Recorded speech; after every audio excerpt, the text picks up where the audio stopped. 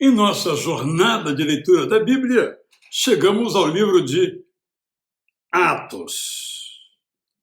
O último parágrafo da introdução à Bíblia de Estudo Prazer da Palavra traz a seguinte expressão: os 66 livros da Bíblia são a história da salvação, contada em prosa e poesia, cartas e genealogias, parábolas e alegorias, decretos e sabedorias, registros e profecias. Atos se encaixa nesta categoria, registros da palavra de Deus. Este livro, que contém 28 capítulos, 1007 versículos, que você lerá tranquilamente em 2 horas, é uma continuação do Evangelho de Lucas. Se Lucas é um livro que nós chamaríamos de completo, o de Atos é inacabado. Basta você ler os 28 capítulos que não há uma espécie de conclusão. Os capítulos iniciais nos contam, a partir de um prefácio em que o autor praticamente se identifica, esses capítulos contam o final do ministério de Jesus e quando ele capacita, através do Espírito Santo, os seus discípulos a formarem uma igreja. O livro de Atos, portanto, é a história da igreja cristã. Talvez pudéssemos dizer das igrejas cristãs existentes em, primeiramente, Jerusalém. E depois, as igrejas cristãs existentes ao longo do, então, Império Romano. Esse livro de Atos, nós certamente podemos dividi-lo em 2 partes muito bem definidas. A primeira parte é o livro dos primórdios, depois do prelúdio do capítulo 1, vai do capítulo 2 ao capítulo 14. E a partir daí, do capítulo 15 até o final, 28º, é o livro dos avanços, que é, na verdade, um livro de viagens, quase que crônicas de viagens, pelo narrador, que indiscutivelmente é Lucas. Lucas, um discípulo de Jesus, um discípulo especificamente do apóstolo Paulo, um companheiro de Paulo em suas viagens, um médico cristão, obviamente, que, tendo se convertido à fé cristã, exerce talvez temporariamente aqui e ali a medicina, mas se dedica à pesquisa histórica. Por isso escreve o Evangelho que leva o seu nome e também este Ato dos Apóstolos, que tem o objetivo de mostrar o que acontece com uma pessoa, com uma comunidade, quando ali chega o Evangelho. Assim, nos capítulos 1 a 8, Lucas descreve o que acontece com a cidade de Jerusalém, depois que Jesus é assunto aos céus. No capítulo 9, o cenário se muda e chega a Samaria, mais ao norte de Israel. No capítulo 12, inclusive, alcança a Síria, bem mais ao norte. E a partir do capítulo 15, toda a chamada Ásia Menor. No 19, a Europa em geral. E no finalzinho dele, Roma, capital do Império. O livro é didático, mas ele é, sobretudo, uma prosa histórica, rigorosa narrativa histórica, na qual sentimos o perfume das igrejas primitivas. Você viu que eu falei igrejas primitivas. Na verdade, não existe a igreja primitiva.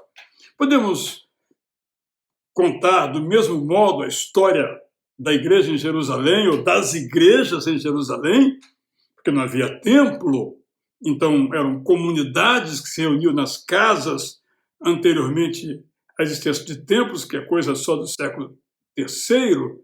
Comparar Jerusalém com Corinto ou com Éfeso, por exemplo.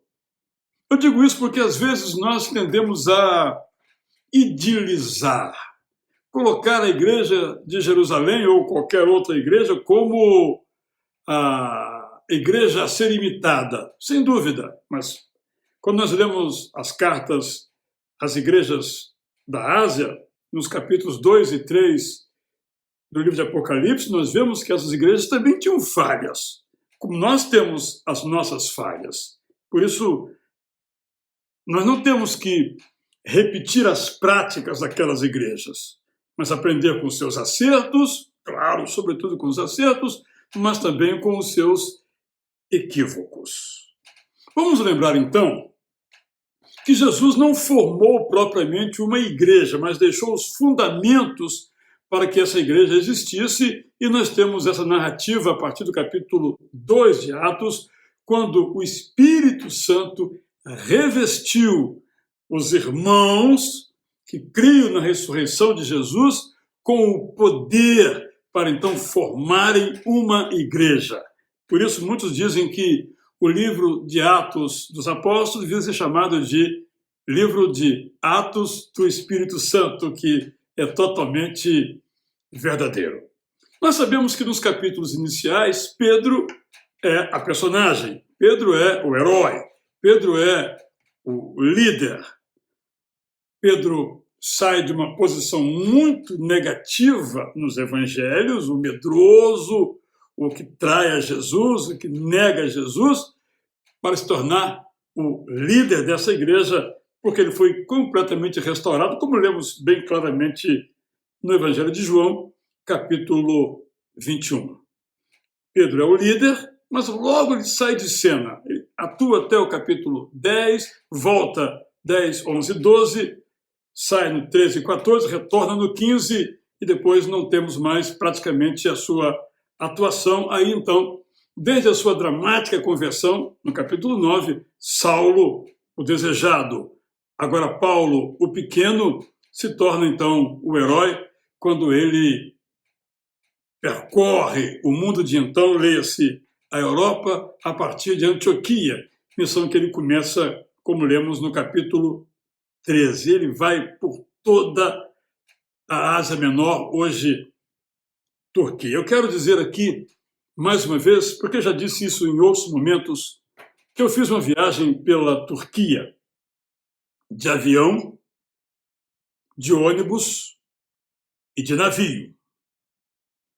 E quando eu fiquei a imaginar, e as informações históricas são estas, que todo esse trecho que eu fiz de avião e de ônibus, de navio, obviamente não, Paulo fez a pé. Ah, não foi a cavalo? Não foi numa carruagem? Não. Cavalo ou carruagem era muito oneroso, muito caro. Paulo fez tudo aquilo a pé. Eu voltei, vou fazer aqui uma brincadeira, totalmente devoto de Paulo, porque é uma distância muito grande. A gente de avião, eram horas de avião, de ônibus eram horas de avião, a gente acordava, dormia, estava ainda viajando de avião, de ônibus, perdão. Então ele fez tudo aquilo a pé, não em muitos anos, em poucos anos do seu ministério. Então ele faz as chamadas viagens missionárias que vão nos ocupar ao longo dos capítulos, a partir do capítulo 13.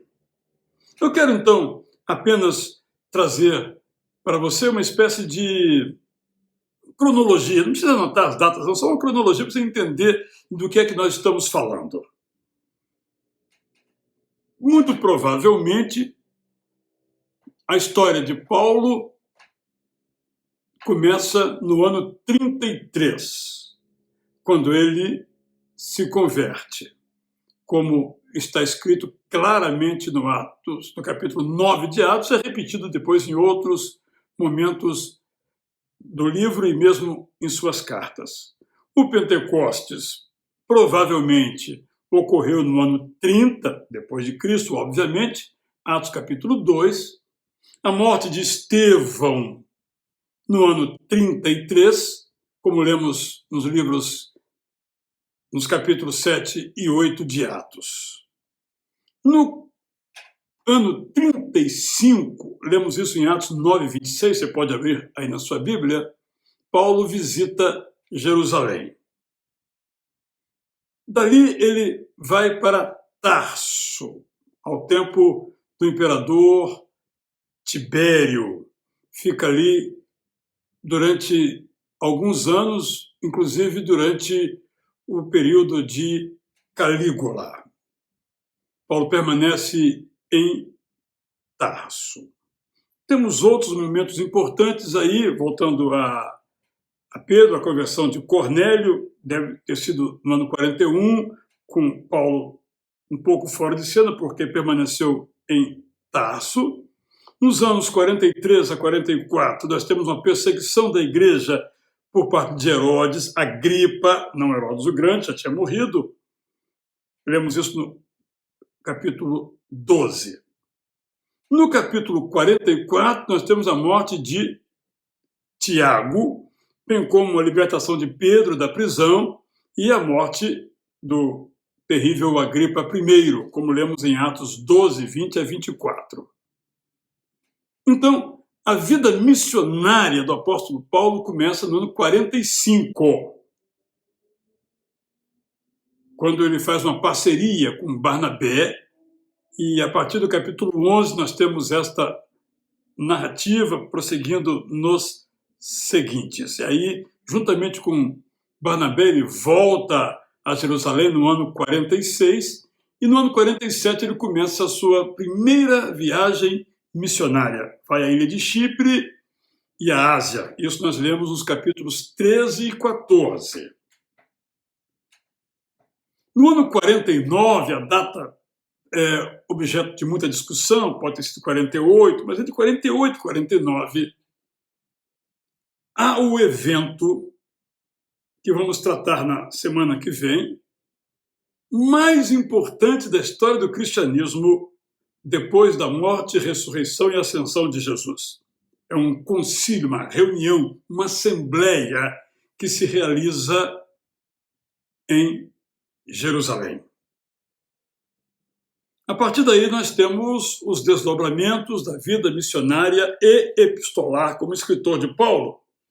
No ano 49, ele escreve a carta aos Gálatas, provavelmente a primeira das suas cartas, mas há uma discussão se é Gálatas, se é Tessalonicenses, ou se é, talvez, Coríntios. No ano 49, há um evento significativo na história mundial, quando os judeus são expulsos de Roma. Isso tem grande significado para a história do cristianismo. E aí nós temos as demais ações e viagens do apóstolo Paulo pela Antioquia, os capítulos 15 a 17, em Corinto, Atos 18, e a escrita da carta, seguindo aqui a minha cronologia, a Tessalonicenses, a primeira, no ano 50, logo em seguida a segunda carta, e 5 anos depois, a segunda carta de Paulo aos Coríntios. E aí nós temos o prosseguimento das viagens missionárias de Paulo até que ele é preso, no ano 59. Então, vejamos, nós começamos o apóstolo Paulo começando a sua ação em Antioquia com a visita de Barnabé no ano 45. 14 anos, estamos aqui arredondando, ele é preso em Jerusalém. Passa por Cesareia até chegar a Roma, que se dá no ano 59 ou 60. Dos anos 60 a 62, ele permanece em Roma, preso, escreve algumas de suas cartas. No ano 64, Roma é incendiada. Segundo historiadores da época, há algum questionamento, mas pouquíssimo pelo imperador Nero, que foi o responsável, então, pela morte de Paulo e Pedro. Não temos isso narrado no Novo Testamento, mas as evidências e a tradição dizem que eles foram executados no ano 65.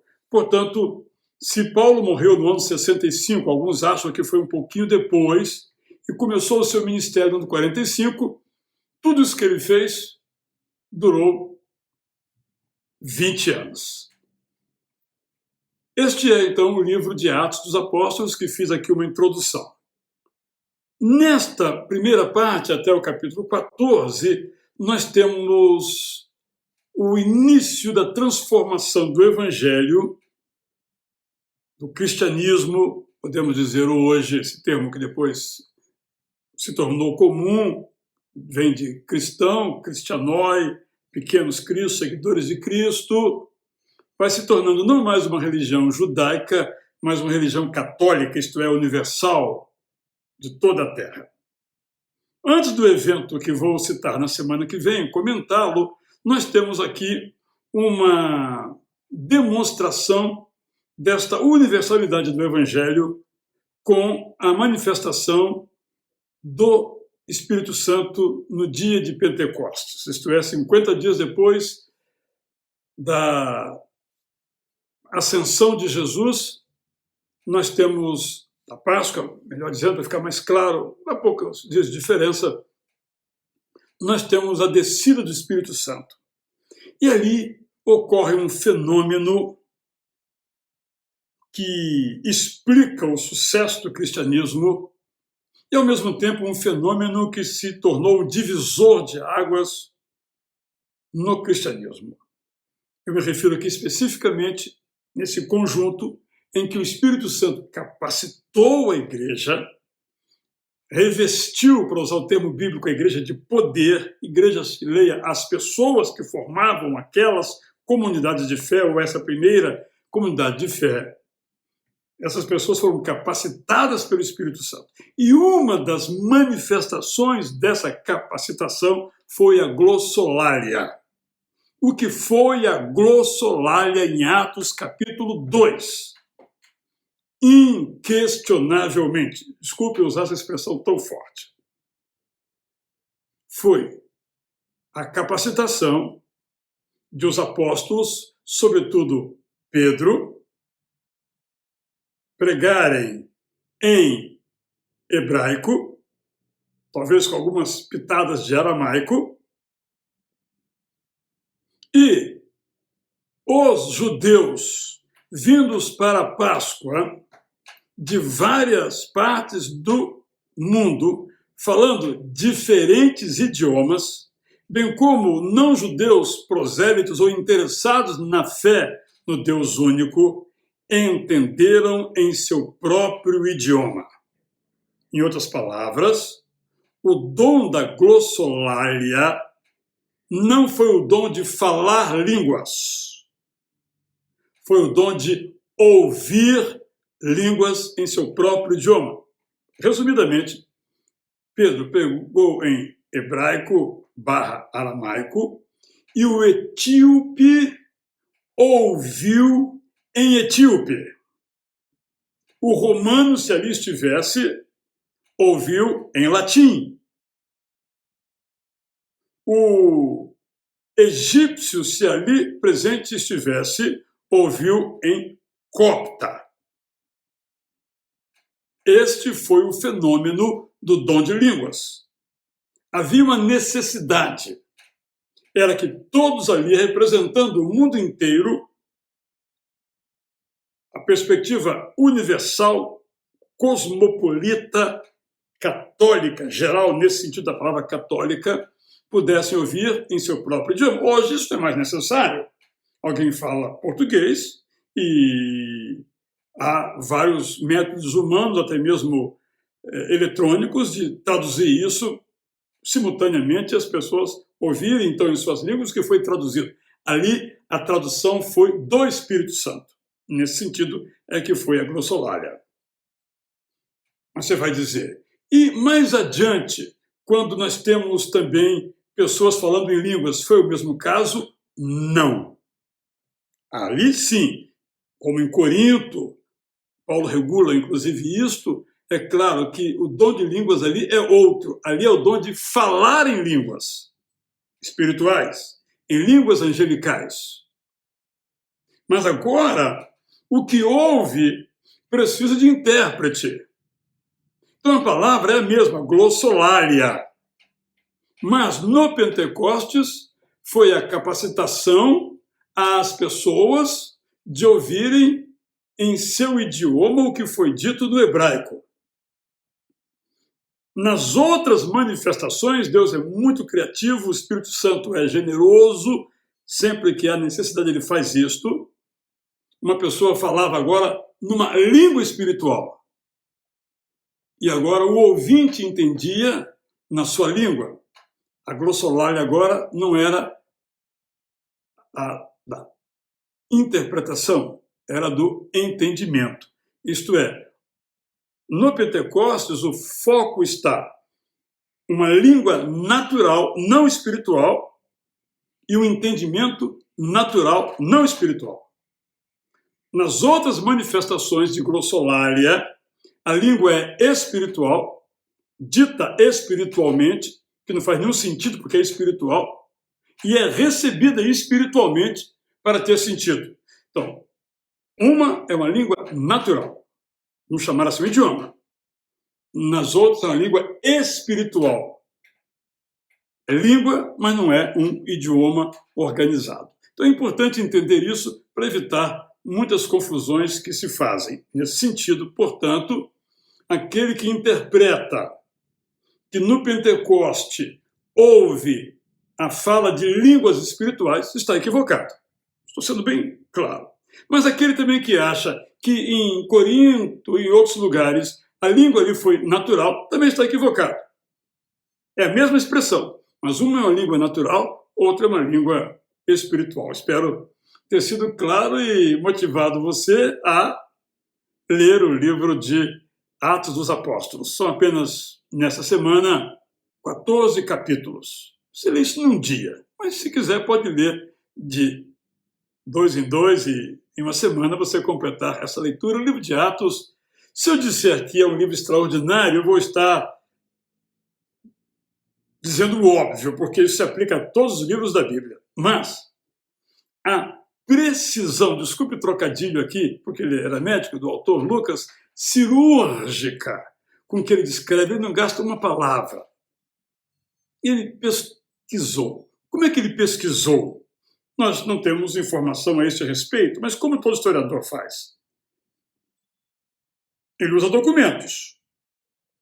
Se não há documentos, ele faz uma história oral.